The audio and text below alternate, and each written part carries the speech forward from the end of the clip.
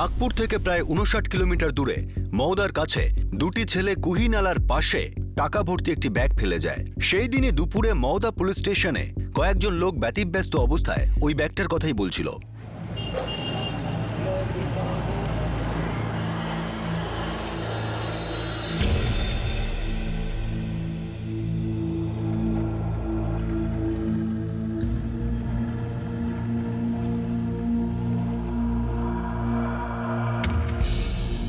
Sir, আমার ছেলে আশিস টাকার ব্যাগটা বলরাম বাবুর মেয়ে কল্পনাকে দিয়েছিল আর আমরা গাড়ি থেকে নেমে গেলাম। ব্যাপারটা পাওয়ার দোনা কামতেতে হয়েছে, তাই না? হ্যাঁ স্যার, আমরা কামতা রেজিস্ট্রেশন অফিসে যাচ্ছিলাম প্রবীণের গাড়ি করে। ওরা তিনজন ছিল? হ্যাঁ স্যার, মোটর সাইকেলে করে ছিল।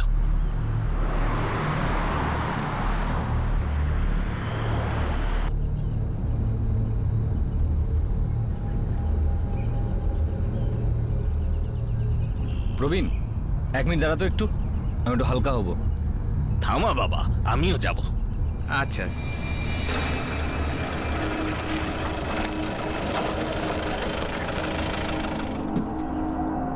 কল্পনা দি, ব্যাগটা একটু ধরো তো।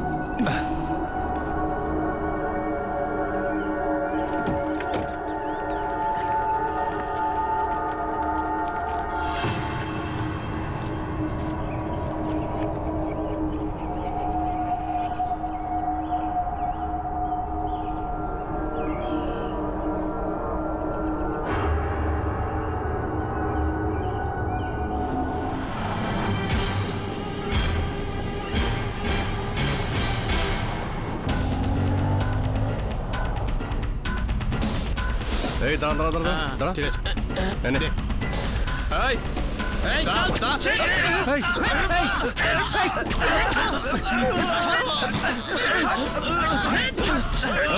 দরজা তাড়াতাড়ি খোল, তাড়াতাড়ি খোল। আরে বললাম না দরজা খোল, দরজা খোল। এই তাড়াতাড়ি খোল, খোল। এই বাইরে বেরিয়ে আয়, দরজা খোল, দরজা খোল, বাইরে বেরো।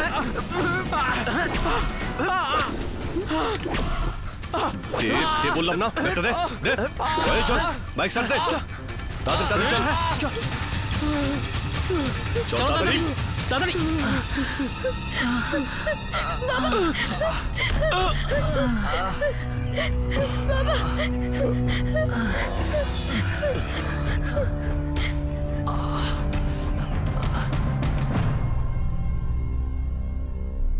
সবকিছু এমন হঠাৎ হলো যে বুঝতেই পারিনি।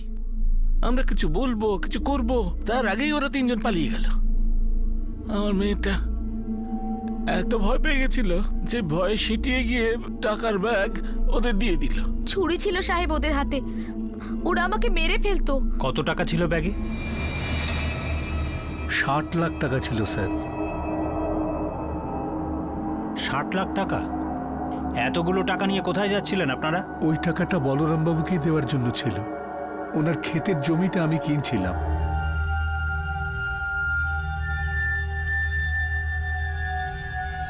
পাওয়ার দোনার কাছে আমার 5 একর জমি রয়েছে, ওটা দামোদর ভাই কিনতে চেয়েছে। স্যার, আমরা কামটে রেজিস্ট্রার অফিসে যাচ্ছিলাম, ওখানেই টাকার লেনদেন করে উনি জমির কাগজ আমাদের হাতে দিয়ে দিতেন।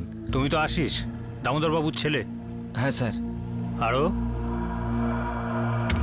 ও মধু গাঁওকর স্যার, আমার বন্ধু। সেদিনও আমার সঙ্গেই ছিল, অনেকগুলো টাকা ছিল, তাই আমি ওকে বলেছিলাম আমাদের সঙ্গে যেতে। দামোদর বাবু, আপনি কোথায় থাকেন? স্যার, আমবাড়ি।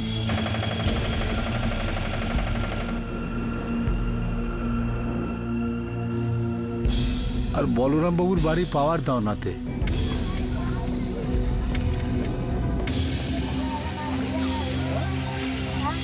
আমি, আমার ছেলে আশিস আর ওর বন্ধু মধু সকালবেলা গ্রাম থেকে বেরিয়েছিলাম।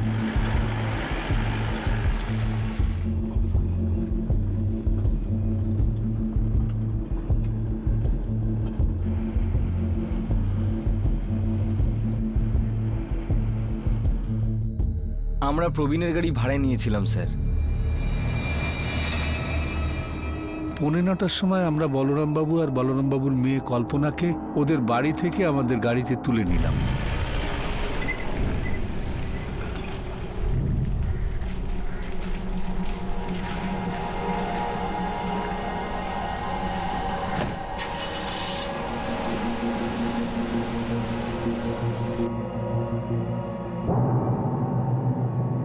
আমরা কামতি রেজিস্ট্রেশন অফিসে যাচ্ছিলাম, তখন এই ঝঞ্ঝাটটা হলো।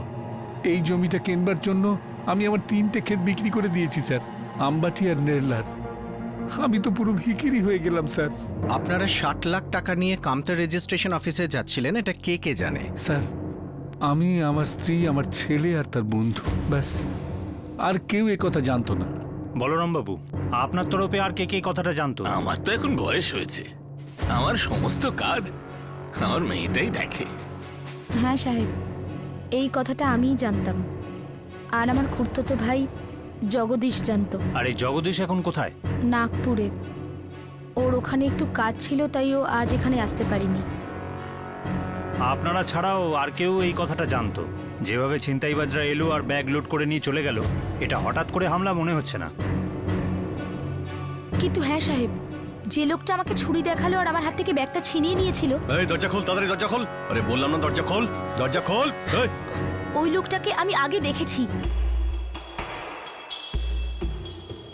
দামোদর কাকু, আপনার মনে আছে ওই দিন রেজিস্ট্রেশন অফিসে আপনি জগদীশকে আমাদের ব্যাগটা খুলে টাকা দেখতে বারণ করে দিয়েছিলেন, কারণ বাইরে যে লোকটা দাঁড়িয়েছিল আপনার ওর উপর সন্দেহ হয়েছিল। আপনার মনে হয়েছিল যেন ওই লোকটা আমাদের পিছু নিয়েছে।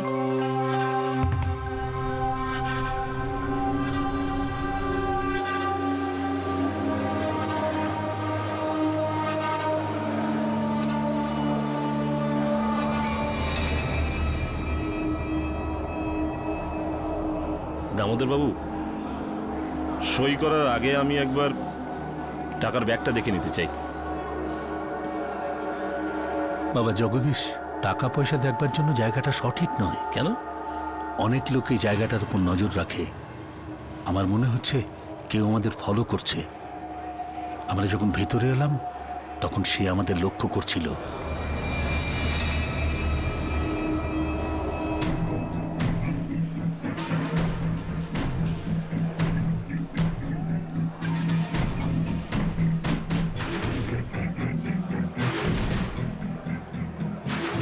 ওই যে কানে একটা দুল পড়া ছিল না, ওই ছেলেটা, ও নজর রাখছিল।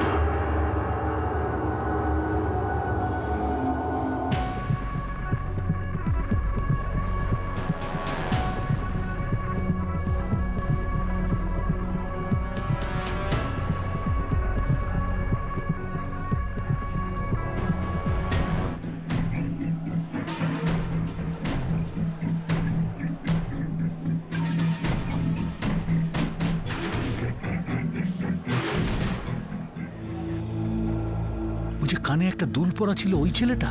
হ্যাঁ কাকু, সেই। আপনি চিনতেন ওকে?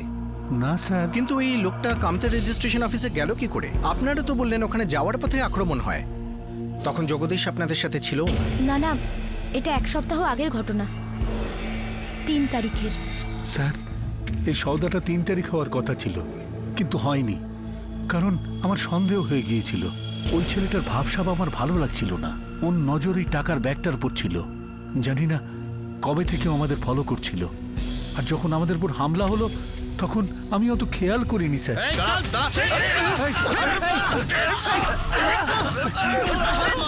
স্যার, ও কল্পনা দিদির কাছ থেকে ব্যাগটা ছিনিয়ে নেওয়ার ধান্দায় ছিল, সেই জন্য ও আমাদের দিকে আসেইনি। 3রা জুলাই আপনারা কামতে রেজিস্ট্রেশন অফিসে গিয়েছিলেন জমিটার ডিল করতে, কিন্তু সেদিন সেটা হয়নি। সেদিনকে আপনি এর গাড়ি ভাড়াতে নিয়েছিলেন? না স্যার, সেদিন আমরা অন্য গাড়ি নিয়ে গিয়েছিলাম, আর বলরাম কাকা, কল্পনা দিদি আর জগদীশদা অন্য গাড়িতে এসেছিল। 2013-র 11 জুলাই জমির সওদা করতে গিয়ে দুই তরফের উপরেই হামলা হয়, আর তাদের কাছ থেকে 60 লক্ষ টাকা লুট করে নেওয়া হয়। কিন্তু মনে হচ্ছিল লুটের ষড়যন্ত্র আগেই করা হয়েছিল, কারণ এর আগেও 2013 তেসরা জুলাইতে এই সওদা হওয়ার কথা ছিল, কিন্তু লুটের ভয়ে সওদা করা হয়নি। এটা কি কোনো পরিকল্পিত ষড়যন্ত্র ছিল? এই লুটের পিছনে দুই তরফের মধ্যে কারো কি হাত ছিল? কুলকার্নি, এই ছিনতাইটা হঠাৎ করে হয়েছে আমার মনে হচ্ছে না। স্যার, আমার তো পরিষ্কার মনে হচ্ছে কোনো ষড়যন্ত্র আছে। এই দুটো পার্টির মধ্যে কেউ তো পাক্কা মিথ্যে কথা বলছে। স্যার, একটা ব্যাপার আমার অদ্ভুত লাগছে। বলরাম বাবুর ভাগ্নে জগদীশ মাপুষ্কর 3 তারিখ ও টাকা দেখার জন্য জোরজার করছিল, আর যেদিন ডিল হলো সেদিন ও এলোই না। স্যার, লুটের খবর পেয়েছি আর আমি ঝট করে চলে এসেছি। জগদীশ, এই লুটে তোর সাথে আর কে কে সামিল ছিল ঝটপট বলে ফেল। স্যার, আপনি এটা কি জিজ্ঞাসা করছেন? আমি ওখানে ছিলামই না, আমি কি করে জানবো? সেটা তো সবাই জানে, আচ্ছা একটা কথা বল, এই 60 লাখ টাকা কোথায় লুকিয়ে রেখেছিস? স্যার আজকে আমি কাজের ব্যাপারে নাগপুরে গিয়েছিলাম। আপনি ইচ্ছা করলে ফোন করে জিজ্ঞাসা করে নিন। তুমিই পুরো প্ল্যানটা করলে, তারপর সোজা চলে গেলে নাগপুর, যাতে তোমাকে কেউ সন্দেহই না করে। ওই লোকগুলো আগেও এসেছিল, কিন্তু দামোদর বাবু ওদের দেখে ফেলেন।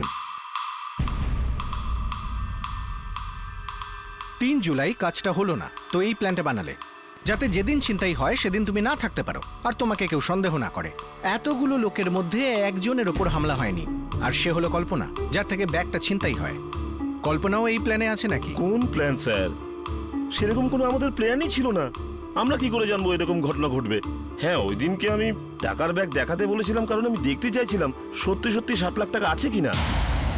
স্যার বিগত 6 মাস ধরে এই ডিলের কথাবার্তা চলছিল। 6 মাস ধরে দামোদর বাবু 1 একরের জন্য 12 লাখ টাকা দিতে চাইছিলেন না। প্রথমে বললেন 8, তারপরে 9, তারপরে 10-এ গিয়ে কথা থামলো। আর শেষমেশ বলরাম কাকা যে দর দিয়েছিলেন তাতে গিয়ে ডিল ফিক্সড হলো। আর আমার সন্দেহ তখন থেকে হচ্ছিল ওই লোকটার কাছে সত্যি সত্যি এত টাকা আছে কিনা। এই জন্যই আমি বলেছিলাম যে আমাকে টাকার ব্যাগ দেখাতে হবে। দামোদর বাবু, সই করার আগে আমি একবার টাকার ব্যাগটা দেখে নিতে চাই। 3 তারিখে তুই নিজের চোখে 60 লাখ টাকা দেখতে চাইছিলি, তাই তো? হ্যাঁ স্যার। যা তুই দেখতে পাসনি। আর আজ 11ই জুলাই যখন জমির ডিল হওয়ার কথা ছিল, তখন তোর মনে হলো না যে তোর বোন কল্পনার সাথে গিয়ে ওই 60 লাখ টাকা গুনবার? একেবারে আজকেই তোর কাজ পড়ে গেল আর আজকেই তুই গায়েব হয়ে গেলি। স্যার আজ থেকে 3 দিন আগে মানে 8 জুলাই আমি দেখেছিলাম যে ওর কাছে 60 লাখ টাকা আছে।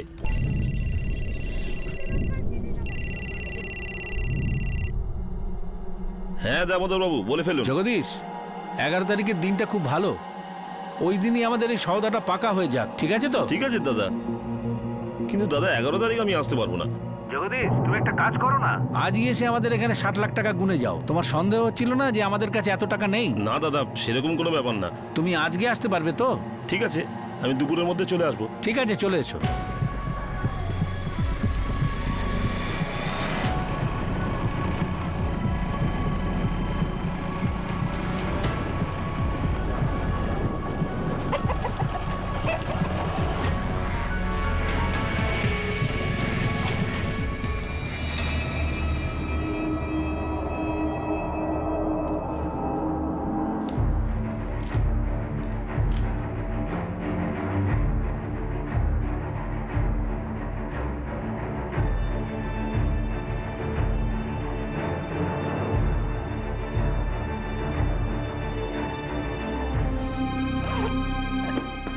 ঠিক আছে, শান্তি হয়েছে তো?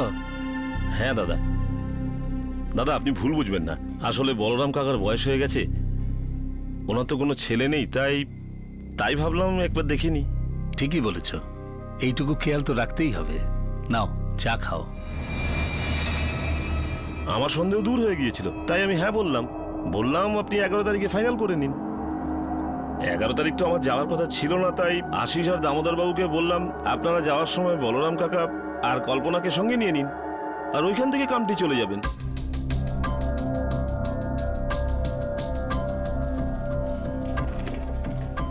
স্যার, জগদীশ তখন নাগপুরেই ছিল। ও যে অফিসে গেছিল সেখান থেকে কনফার্ম করেছে, আর ওর ওখানে যাওয়াটা আগে থেকেই ঠিক ছিল। তার মানে ও কোনো প্ল্যানিং করেনি। কোনো লোকাল গ্যাং বা কুখ্যাত অপরাধীর কাজ এটা? স্যার, খোঁজদের কাজে লাগিয়ে দিয়েছি। এখনো পর্যন্ত তো মনে হচ্ছে না কোনো লোকাল গ্যাংয়ের কাজ। 60 লাখ খুব বড় অ্যামাউন্ট স্যার। এখানকার কেউ যুক্ত থাকলে খবর আসতো নিশ্চয়ই। এই জমির ডিল, এই ডিলের মধ্যে কোনো গন্ডগোল আছে। কুলকার্নি, আমার মনে হচ্ছে কোনো ভেতরের লোক যুক্ত আছে এর সাথে। সাহেব, আমি আর কতদিন বাঁচবো? শরীরটাও ভালো যায় না। এই জন্য ভেবেছিলাম যে আমার জমিটা বেচে দেব, আর যেটা পাবো 2টো মেয়েকে ভাগ করে দেব। আমার তো কোনো ছেলে নেই, সেই জন্য আমি আমার গ্রামের জমির দালালি যে করে ওই মুকেশ যাদবকে ডেকেছিলাম, খদ্দের পেলে যেন জানায়।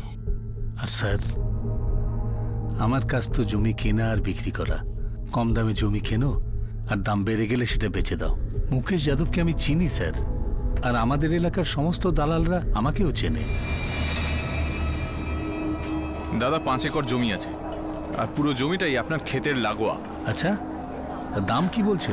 এখন যে বেচবে সে তো বেশি বলবেই, আর খদ্দেররা বলবে কম। এটা তো চলবেই। আগে মিটিংটা ফিক্স করো, কথা হয়ে যাবে। মুকেশ যাদব দালাল?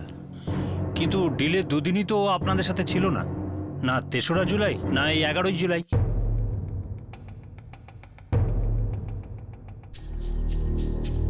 না দামোদর বাবু, 12 লাখের কমে আমি দিতে পারবো না। দেখুন বলরাম বাবু, 15 বছর ধরে জমি কেনা বেচার ব্যবসা করছি। জমি দেখেই তার দাম বলে দিতে পারি আমি। আমার মনে হয় 9 লাখ টাকা ঠিকই আছে। আপনি চেষ্টা করে দেখুন, এর থেকে বেশি আপনি পাবেন না। এত তাড়াহুড়োর কিছু নেই, আর কোনো ক্ষতি করেও বেচবো না আমি, মানে এই জলের দরে। ঠিক আছে, আপনার যা ইচ্ছে আপনি ভেবে দেখুন, আমিও ভেবে দেখছি। আচ্ছা আসি তাহলে। বলরাম বাবু, হ্যাঁ, মুকেশ বাবুকে যদি আমাদের এই কেনাবেচা থেকে দূরে রাখি, তাহলে তাতে আপনারও লাভ আমারও লাভ। দেখুন 1 মাস হয়ে গেছে, জমির দরদাম করা, সেটা কেনাবেচা, সেসব কথা তো আমরাই বলছি। তাহলে দালালের কি দরকার আছে বলুন তো? ঠিক না? ঠিক আছে, চলি তাহলে।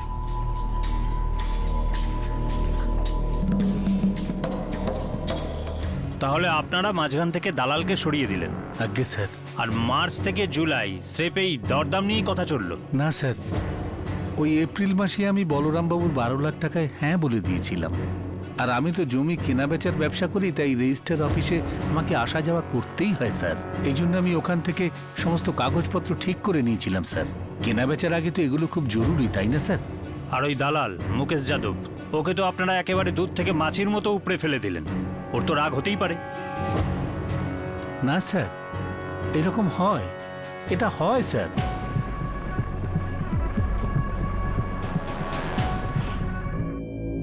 এখন দুটো পার্টি মিলে যদি দালালকে মাঝখান থেকে সরিয়ে দেয়, তাহলে আমরা কি করতে পারি স্যার? মুকেশ যাদব, প্রতিশোধ নেবার কথা ভাবনি তুমি? রাগ তো হয় স্যার। এখন ব্যবসার লোকসান কে চায় বলুন? তবে দুটো পার্টি জেদ ধরে বসে আছে, একজন 9 লাখে আর একজন 12 লাখে। আমি তো ভেবেছিলাম এই ডিলটা হবেই না, শুধু সময় নষ্ট হচ্ছে। আর ডিল হলো। আর তুমি যদি সেখানে সামিল হতে তো ভালো কমিশন পেতে, তা দুটো পার্টির থেকেই। স্যার, আপনি বলতে কি চাইছেন? এই ডাকাতিটা আমি করিয়েছি? যদি তুমি না করিয়ে থাকো, তাহলে কে করেছে? স্যার, আমার ফ্যামিলি আছে, অনেক বছর এই কাজটা করছি। এখন ফ্যামিলিকে বিপদে ফেলে আমি ব্যবসা করব স্যার? বহুদিন জমির দালালি করছো, তোমার কাছে তো সব খবর থাকবে, কবে কোথায় কি ডিল হচ্ছে। স্যার, রেজিস্ট্রি অফিসে প্রত্যেকদিন প্রচুর ডিল হয়, এখন আমি সেগুলোর দিকে খেয়াল রাখবো না নিজের ব্যবসা? 60 লাখ মুকেশ যাদব, 60 লাখ। অনেক বড় বড় মানুষের মাথা ঘুরে যায়, আর তোমার তো পেটে লাথি মেরেছিল দামোদর বাবু। স্যার, একটা কথা বলবো? ব্যাপারটা ওই দুটো পার্টির মধ্যে কেউ একটা করেছে। একজন বলেছিল টাকাটা দেখতে যায়, আর একজন বলেছিল বাইরে ডাকাতি হতে পারে, কিন্তু সেদিন কিচ্ছু হয়নি, আর তার পরের বার ডাকাতি হলো। স্যার, এত বছর এত জমি কেনাবেচা করলাম, এই প্রথমবার এরকম দেখলাম। আপনি আমার ব্যাপারে খোঁজ নিতে পারেন, আপনি কিচ্ছু পাবেন না। আমি এই ডিলটায় জড়িয়েছি বলরামদার জন্য, আর দামোদর বাবুর সঙ্গে কথা বলেছি। তারপর ওনাদের মনে হয়েছে যে আমাকে আর দরকার নেই। এখন আমি কি করে জানবো যে এরপরে কি হবে? এই সৌদায় নিশ্চয়ই কোনো গন্ডগোল ছিল। বিক্রেতা বা ক্রেতা দুই তরফের মধ্যে কারো মনে লোভ চলে এসেছিল। পুলিশ এখনো এমন কোনো সূত্র খুঁজে পায়নি যেগুলো যুক্ত করে তারা গল্প বানিয়ে এটা বুঝতে পারবে যে আসলে এই লুটটা কে করিয়েছিল, কে ছিল সেই ধুরন্ধর ব্যক্তি। সেই সন্ধ্যাবেলায় দুজন ডাকাত ডাকাতির স্থানের কিছুটা দূরে লুটের ব্যাগ ফেলে যায়।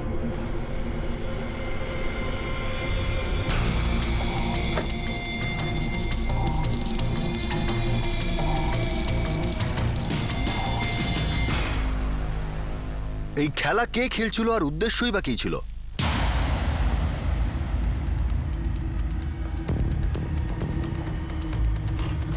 স্যার, কারুর কল রেকর্ডস চেক করেই মনে হচ্ছে না যে কেউ এর মধ্যে যুক্ত রয়েছে।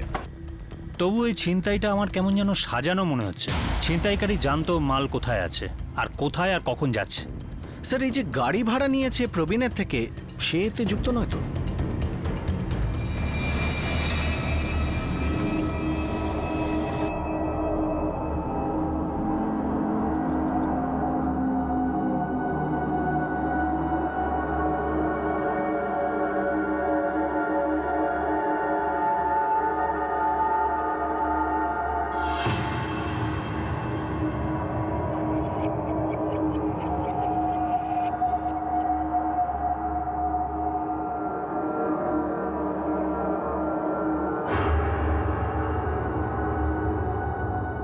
আমি কি করতাম, ব্যাগটা দিতেই হলো আমাকে। তোর কোনো দোষ নেই কল্পনা, চাকু হাতে দেখলে সবাই এটা করবে।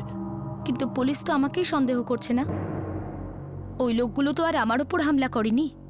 তার মানে এটা তো কোনো মানে হয় না যে তুইও এর মধ্যে সামিল।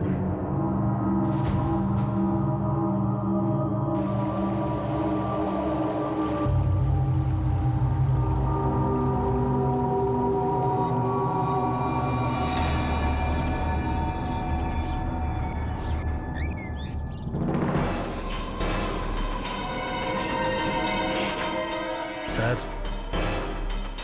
আমি আমার ছেলেকে গাড়িটা ভাড়া করবার জন্য বলেছিলাম। হ্যাঁ স্যার, আমি প্রবীণদার গাড়ি ভাড়াতে নিয়েছিলাম। এই প্রবীণ কাপসে ওকে তুমি চিনতে? না স্যার, হতে পারে ও ছিনতাইকারীদের সাথে যুক্ত। কিন্তু এটা কি করে হতে পারে? কারণ কল্পনা দিদি তো ওদের মধ্যে একজনকে 1 সপ্তাহ আগেই দেখেছিল। তখন তো আমরা প্রবীণদার গাড়ি ভাড়াতে নিইনি, গাড়ি তো এইবার ভাড়াতে নিয়েছিলাম। তো প্রবীণদা কি করে জানবে যে এই ছেলেগুলো কারা? যখন ওকে চিনতেই না তখন তার গাড়ি কি করে ভাড়া করলে? নাম শুনেছিলাম স্যার। কোথায়, কার কাছে? ছোট গ্রাম স্যার আমাদের। কে কি করে, কে ভাড়ায় গাড়ি দেয়, সবই জানা যায়।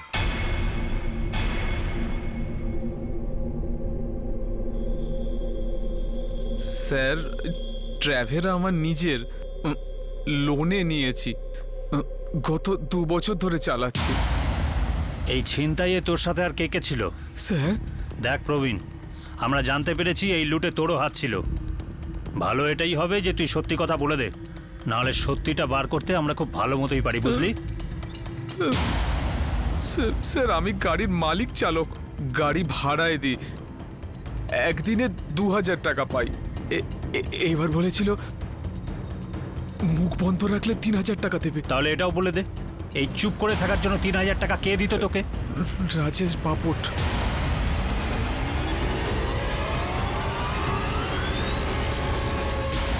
ওই কল্পনা দিদির কাছ থেকে ব্যাগটা কেড়ে নিয়েছিল। বাকি আমি আর কিছু জানি না স্যার। রাজেশ বাপট? কিন্তু কল্পনা তো ওকে কামতে রেজিস্ট্রেশন অফিসে আগেই দেখেছিল, তাহলে ও তোকে 3000 টাকা কেন দিয়েছিল? ও কি করে জানবে যে দামোদর বাবুর গাড়ি লাগবে? রাজেশই তো গাড়ি ভাড়ায় নিয়েছিল, ওই তো বলেছিল আশিস বাবুকে ফোন কর, ওনার একটা গাড়ির দরকার। রাজেশ বাপট তোকে বলেছিল যে এই আশিসকে ফোন করতে, কিন্তু গাড়ি তো আশিস বুক করেছিল না? না স্যার, রাজেশই ভাড়া নিয়েছিল, ওই বলেছিল আশিসের কাছে যেতে।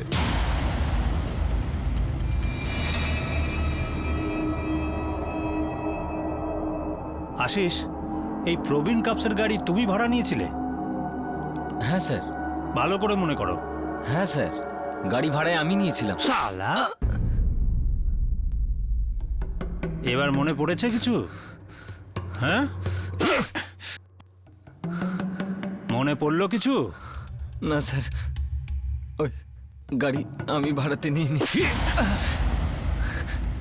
বাবার টাকা চুরি করার প্ল্যান করছিস তুই, না? হ্যাঁ, এই রাজেশ বাপট কে আর কোথায় থাকে?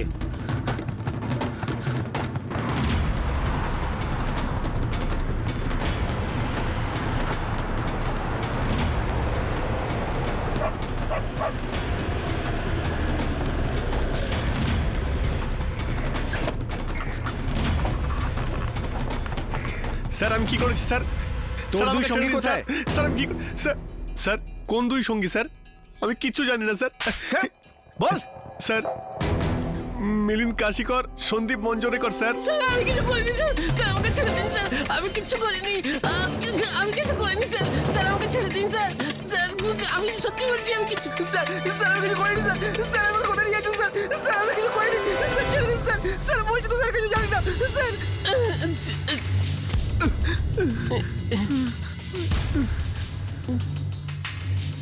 তোমাদের মধ্যে কে সবার আগে মুখ খুলতে চাও বলো? আমি বলছি স্যার, আমি সব কিছু খুলে বলছি স্যার। তাড়াতাড়ি বল। দেখুন স্যার, আমাকে এই আশিসের সঙ্গে মাধু দেখা করেছিল স্যার। ও আশিসের বন্ধু স্যার, আর আমারও। ও বলেছিল যে লুটপাট করতে হবে। আরে ভাই, কি লুট করতে হবে সেটা তো বল। একটা ব্যাগ। মাল কত পাবো? 5000। কাজটা মুশকিলের? না রে, একদম সহজ। শোন, 3রা জুলাই আমি আর আশিসের বাবার সাথে কামতে রেজিস্টার অফিসে যাব। সেখানে ওর বাবা পাওয়ার ওনার বলরাম বাবুর সাথে লেনদেন করবে।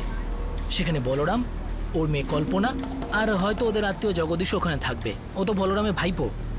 যেই ওরা ব্যাগটা নিয়ে বাইরে আসবে, অমনি ব্যাগটা ছিনিয়ে নিবি আর ওখান থেকে পালিয়ে যাবি। আরে হ্যাঁ, কিন্তু ওই রেজিস্ট্রেশন অফিসে কত ভিড় থাকে জানিস তো নাকি? হ্যাঁ, তো ওদের বাইরে আসতে দে, হতে পারে ওরা গাড়িতে করে আসবে, ওদের থেকে টাকা নিবি আর টাকার ব্যাগ নিয়ে আবার আমার কাছে ফিরে আসবি, ঠিক আছে? ওই ব্যাগের মধ্যে মাল কত থাকবে? সেটা আমি বলতে পারবো না, তুই ব্যাগটা নিবি আর পালাবি। আর শোন, ব্যাগটা সবুজ রঙের, ওই ব্যাগটা নিয়ে এসে তুই আমাকে আর আশিসকে দিবি, ঠিক আছে? এই কাজটা আমি একা করতে পারবো না, আরো দুজন লাগবে। তো দরকার পড়লে কাউকে নিয়ে আয় না। ওদেরকেও 5,000 টাকা করে দিতে হবে। দেব। তারপর তুই সন্দীপ আর মিলিন্দকে সঙ্গে নিয়ে চলে এলি। হ্যাঁ স্যার, আমাদের সবাইকে 5,000 টাকা করে দেবে বলেছিল। সালা, বাবার পয়সার উপর তোর প্রথম থেকেই নজর ছিল, তাই না? সেটা ওনার ভাগ্য ভালো যে 3 তারিখে এই কানে দুল পড়া ছেলেটাকে উনি দেখে নিয়েছিলেন, নাহলে তুই সেদিনই লুট করে নিতিস ওই 60 লাখ টাকা।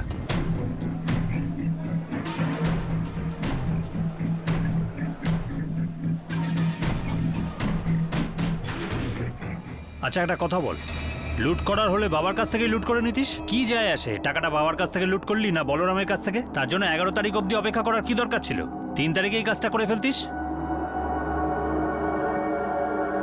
স্যার, স্যার এই সমস্ত প্ল্যানিং আমার বাবার ছিল। টাকা লোটার আইডিয়াটাও বাবারই ছিল। আরে আরে শুনুন তো, এনাকে কোথায় নিয়ে যাচ্ছেন? সাহেব সাহেব, একেই তো গুন্ডারা লুট করেছে সাহেব। স্যার, স্যার এটা মিথ্যে কথা স্যার, আমি কোনো লুটের প্ল্যান করিনি স্যার। স্যার আমি যদি করতাম তাহলে তো টাকাটা আমার কাছেই চলে আসতো। আপনি বাড়ি সার্চ করে দেখুন স্যার, 1 পয়সাও পাবেন না। এসব মিথ্যে কথা স্যার, মিথ্যে কথা।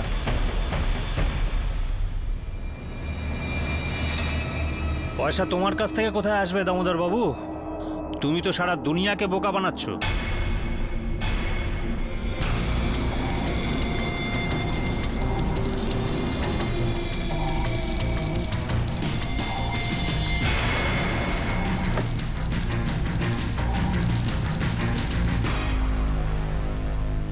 দামোদর আর তার ছেলে আশিস শুধুমাত্র লুটের প্ল্যানিং করেনি, বরং একটা অদ্ভুত আইডিয়া ব্যবহার করেছিল। ওদের কিচ্ছু এসে যেত না যে লুটের টাকা ওদের কাছে আসুক বা না আসুক।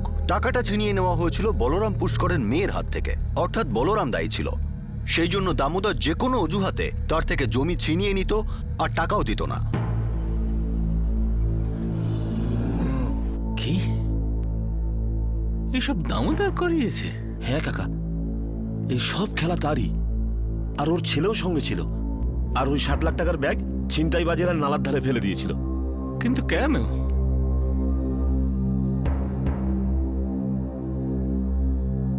ব্যাগ আমাদের কাছে নেই স্যার, ওটাকে আমরা কালকে সন্ধ্যেবেলায় ভাটার পাশে নালার ধারে ফেলে দিয়েছিলাম স্যার। আর টাকাগুলো কোথায়?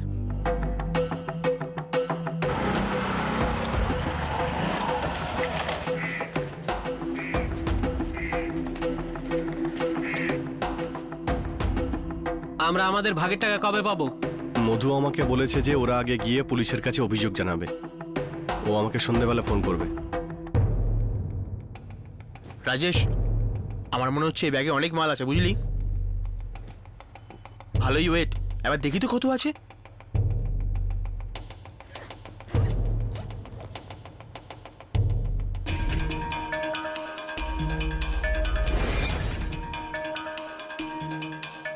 স্যার, ওই ব্যাগে 1000 টাকার 60খানা বান্ডিল ছিল। কিন্তু স্যার মা কালী দিব্যি বলছি, এইরকম ঘাপলা স্যার আগে কখনো দেখিনি। ওপরের আর নিচের নোট আসল আর বাকি সব নকল। সাদা কাগজ, রং লাগানো ছিল ধারে ধারে।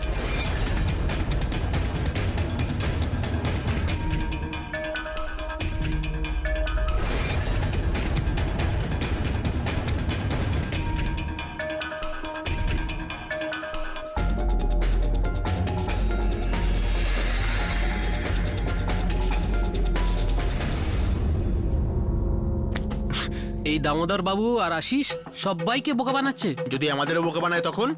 সরাই দামোদর বাবু আর আশিসকে তো আমি এই বান্ডিলগুলোর উপরের আর নিচের নোট তো আসল, নিজের নিজের ভাগটা আমরা বুঝে নি। এই ব্যাগটা অন্য কোথাও ফেলে দেবো আমরা, তবে নকল নোটের ব্যাপার আমরাই হয়তো ফেসে যাব। চল।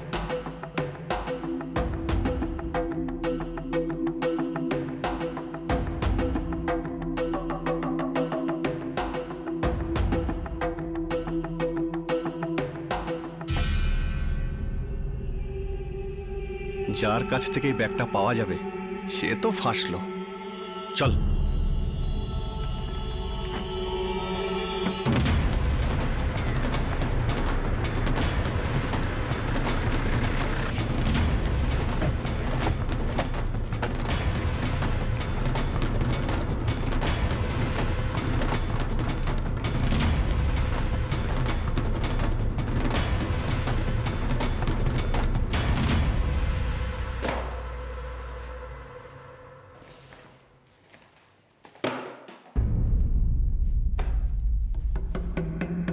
বাহ, কি বুদ্ধি! তাহলে এই প্ল্যানিং ছিল তোমার? তোমার কাছে 60 লাখ টাকা ছিলই না, তাই না? জমিটা খুব ভালো, আর এটা কিছুতেই হাতছাড়া করা যাবে না। পরে সোনার দামে বিক্রি হবে। কিন্তু বাবা 60 লাখ টাকা কোথা থেকে আসবে? তুই যদি আমায় সাহায্য করিস না, তাহলে এই কাজটা হতে পারে। আমাদের কিছু দিতেও হবে না, আর এই জমিটা আমাদের হয়ে যাবে। কিন্তু বলরাম কাকা টাকা না নিয়ে এই জমিটা দেবে নাকি? তুই ওটা চিন্তা করিস না। বলরাম বাবুকে আমি খুব ভালো করে চিনি। ওনার জমির কাগজপত্র আমি সব ঠিক করে দিয়েছি না। খুব ভালো মানুষ, একেবারে সিধে সাদা। আর ভরসা করার ব্যাপারে তো একেবারে অন্ধ মানুষ উনি। কিন্তু কি করে হবে বাবা? কিছু না নিয়ে জমি দেবে কি করে? তুই এইরকম কয়েকটা ছেলেকে খোঁজ যারা রাস্তায় টাকাটা লুট করে নেবে।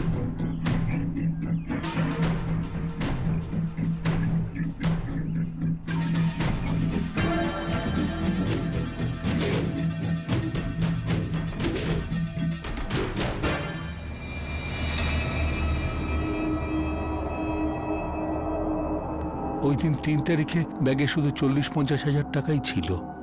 আর আমার ভয় হচ্ছিল জগদীশ যদি এটা দেখে নেয় তাহলে এটা ভেস্তে যাবে। বাবা জগদীশ, টাকা গোনবার জন্য জায়গাটা ঠিক নয়। কেন?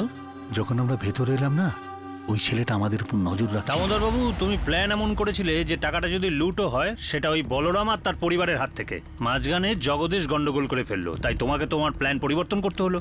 রাজেশ আর তার সাথীরা যারা ছিল তোমার ওই ভাড়া করা গুন্ডা, তুমি এমন ভান করলে যে ওরা কোনো গুন্ডা আর তোমাকে ফলো করছে, আর তুমি ওকে দেখে ফেলেছো। ওই যে কানে দুল পড়া ছেলেটা না, ওই ছেলেটাই নজর রাখছিল আমাদের ওপর। সবকিছু ঠিকঠাকই চলছিল যেমন তুমি প্ল্যান করেছিলে, শুধু একটা ব্যাপার উল্টো হয়ে গেল। জগদীশ টাকাটা দেখতে চেয়েছিল। আচ্ছা একটা কথা বলো, যে 60 লাখ টাকাটা জগদীশকে দেখিয়েছিলে সেই টাকাটা জোগাড় করলে কোত্থেকে? ওটা তো শুধু ওকে দেখানোর জন্য আমি বন্ধু আর আত্মীয়দের কাছ থেকে ওটা জোগাড় করেছিলাম। আচ্ছা, আর সেখান থেকেই তোমার মাথায় এই নকল নোটের আইডিয়াটা এসেছিল। আশিস 11 তারিখ পাকা হয়ে গেছে, আর জগদীশ নাগপুর গেছে, ও আসবে না।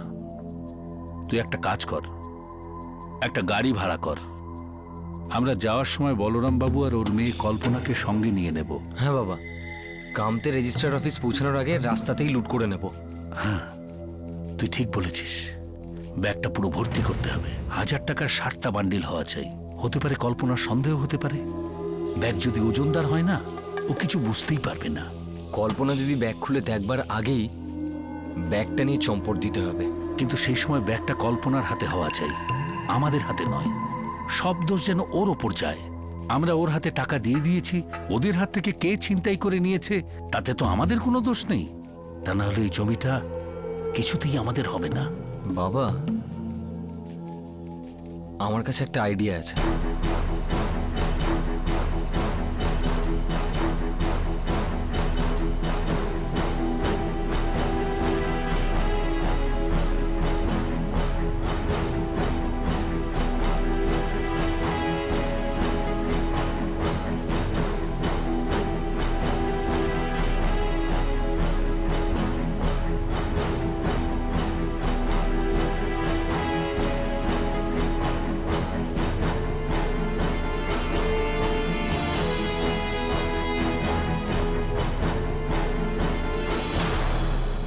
বাবা, এবার কারোরই ডাউট হবে না।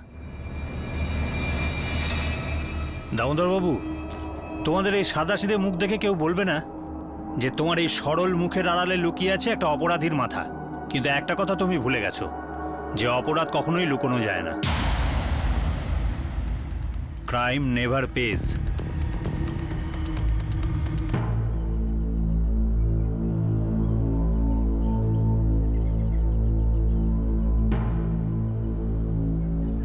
বাবা, চা ঠান্ডা হয়ে যাচ্ছে।